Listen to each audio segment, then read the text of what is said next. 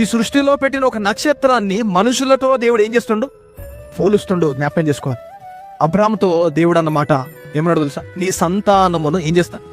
ఆకాశ నక్షత్రముల వలె నేను చేయబోతాను. అంటే ఈ సంతానముని దేంతో పోలుస్తుండు? ఆకాశ నక్షత్రాలతో.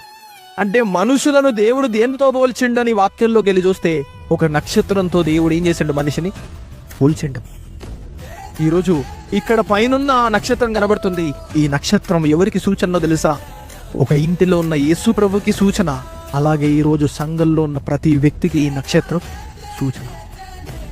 ఒకనాడు యేసు ప్రభు పుట్టగానే ఆకాశంలో వచ్చిన ఈ నక్షత్రం, ఇది చూడగానే మనం ఏం చేసుకుంటున్నాం అంటే మన ఇంటి మీద ఏముండాలి? స్టార్ ఉండాలి. మన చర్చి మీద స్టార్ ఉండాలని పెట్టుకుని మన బ్రతుకులకు చెప్తుండు. నీ ఇంటి పైన స్టార్ కాదు, ఇంటిలో నువ్వే ఒక స్టార్గా ఏం చేయాలి? మారాలి.